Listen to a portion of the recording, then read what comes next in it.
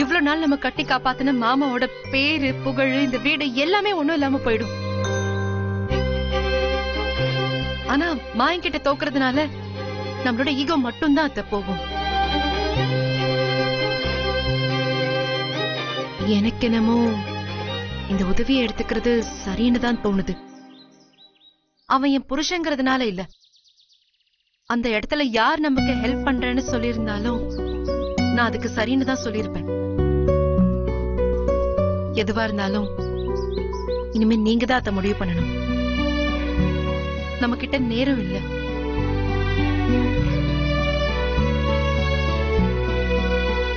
நான் மாயன் கூட பேசணும்.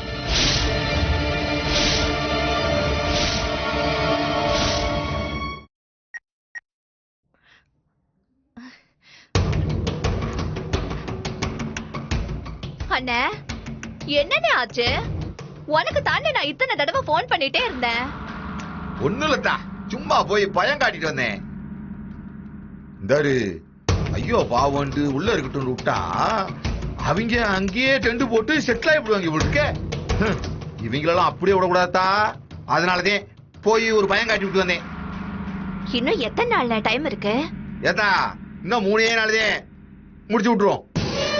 என்னம்மா நீங்க எதுக்கு நீங்க உங்களுக்கு டைம் கொடுத்துட்டு இருக்கீங்க?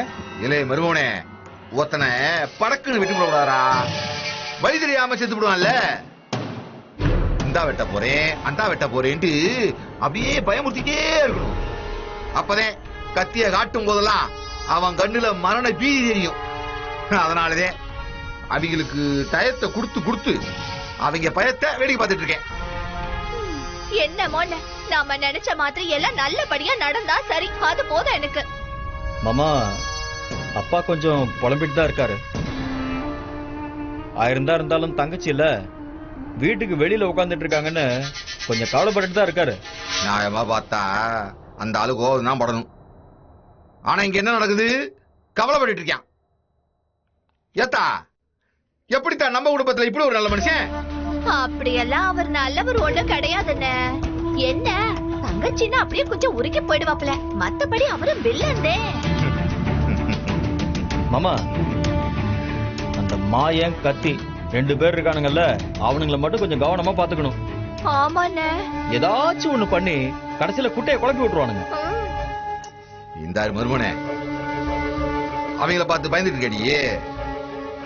அவனுங்க நல்லவனுங்களா இருந்தா நம்ம இவ்வளவு தூரம் யோசிக்க வேண்டிய அவசியம் கிடையாது. அவனுங்களும் நம்மள மாதிரி குதர்க்கமா யோசிக்கிற பயலுக்கு தானே. கடைசி நேரத்துல குட்டையை குழப்பி விட்டானுங்கன்னு வச்சுக்கோங்களேன், அது மட்டும்தான் எனக்கு இப்பவும் பயமாவே. மருமனே, சட்டம் நம்ம பக்கம் இருக்கியா? கடன் கொடுத்த 5 பேர்கிட்டையும் கையெழுத்து போட்டு கொடுத்த பத்திரம் இருக்கு. இன்னைக்கு ஆளாளுக்கு எம்புட்டு கொடுக்கணும்னு போட்டு வச்சுட்டோம்ல. போட பார்த்த உடனே அம்புட்டு பேரு மூஞ்சும் செத்துல போச்சு. இப்பதே அவங்களுக்கு தெரியுது பணம் போடுறது எம்புட்டு கஷ்டமுண்டு. அந்த வீட்டை நாம அடையிற வரைக்கும் பேங்க்ல இருக்க அவங்க பணத்தையோ இல்ல மத்த சொத்தையோ அவங்க வாங்கவோ விற்கவோ முடியாதபடி மாமா லாக் பண்ணிட்டேன். அது மட்டும் இல்ல, இன்கம் டாக்ஸ் ஆபீஸ்ல இருந்து லெட்டர் வாங்கினாதே அவங்க மத்த எல்லாத்தையும் சரி பண்ண முடியும். சூப்பர் மாமா. அதையும் பண்ண முடியாதபடி மாமா ஆபத்து விட்டல. இப்படித்தானே நானும் ஏதாவது நல்லது நடக்கும்னு காத்துக்கிட்டு கிடக்கேன். நீ மட்டும் அங்க இருந்ததுனாலதே நான் அம்புட்டு பொறுமையா போயிட்டு இருந்தேன். ஆனா நீ எப்ப அந்த வீட்டை விட்டு வெளியில வந்தியோ அப்ப முடிவு பண்ணிட்டா அவங்க அம்புட்டு பேரு நடுத்தல நிறுத்த.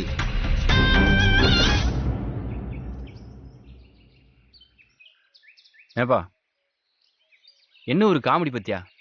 என்ன காமெடி? இல்ல, பணத்தை வாங்குறதுக்கு தான் எல்லாருக்கிட்டையும் கெஞ்சிக்கிட்டு இருப்பாங்க. பணத்தை நம்ம கொண்டு போய் கொடுக்குறோங்கிறோம், அதை வாங்குறதுக்கு இவ்வளவு யோசிச்சுக்கிட்டு இருக்காங்களே, இது காமெடி இல்லையா? எதுக்குன்னா இப்போ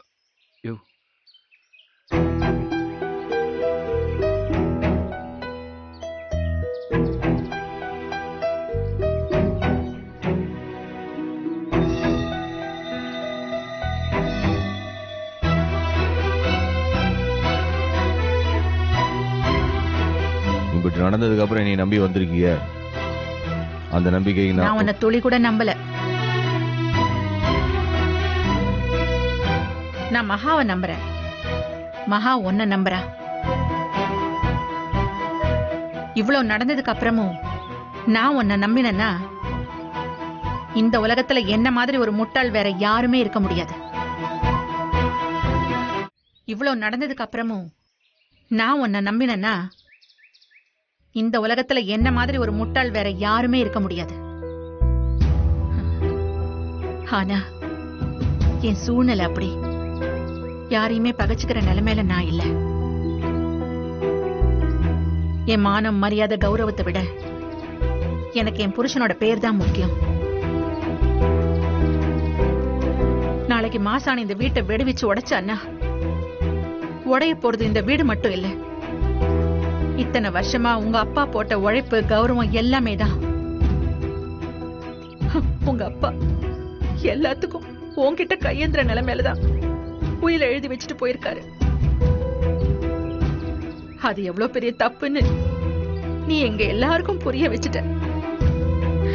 திரும்பவும் நான் உன்கிட்ட வந்து நிக்கிற நிலைமையில கடவுள் எங்களை வச்சிருக்கான்.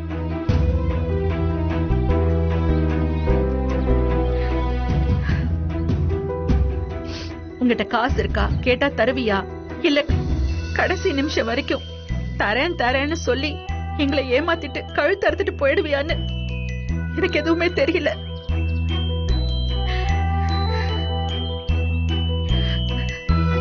எனக்கு முன்னாடி இருக்கிற வாய்ப்பை நான் வேணான்னு சொல்ற நிலைமையில கூட நான் இல்ல. அதனாலதான் கேக்குறேன்.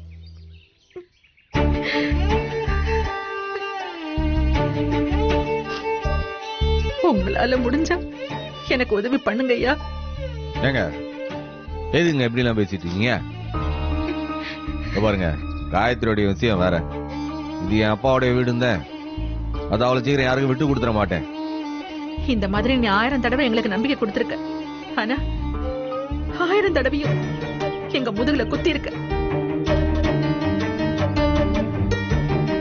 இந்த வீடு உங்க அப்பா வீடுன்னு சொன்ன வார்த்தையாவது நீ காப்பாத்து. இந்த வீட்டை மீட்டு கொடு. அதெல்லாம் ஒண்ணும் கவலைப்படாதீங்க, எப்படியாவது வீட்டை மீட்டு கொடுத்துருவாமா. ஆனா ஒண்ணே ஒண்ணு சொல்லிக்கிறேன், நீ இந்த பணத்தை கொடுக்கறதால நீ பண்ணதெல்லாம் சரியாயிடுச்சுன்னும் நம்ம குடும்பமா ஒண்ணாயிட்டோன்னும் இல்ல நான் உன்னை மன்னிச்சிட்டேன்னு அர்த்தம் கிடையாது.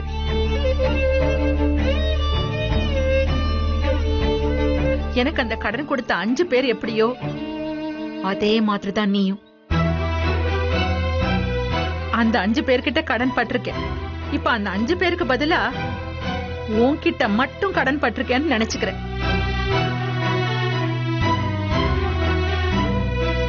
எனக்கு இந்த உதவியை மட்டும் பண்ணு. என் தலையை அடகு வச்சாவது நான் அந்த பணத்தை திருப்பி கொடுத்துறேன். சத்தியமா சொல்றேன், தயவு செஞ்ச உதவி மட்டும் பண்ணு. பாருங்க, நான் கொடுக்குற பணத்தை நீங்க கடனாவோ இல்ல உதவியாவோ இல்ல வேற எப்படி வேணா வச்சுக்கீங்க. ஆனா நான் அதை உதவியா நினைச்சு செய்யல, என் கடமையா நினைச்சுதான் செய்யறேன். கண்டிப்பா அந்த வீட்டை நான் மீட்டுவேன்.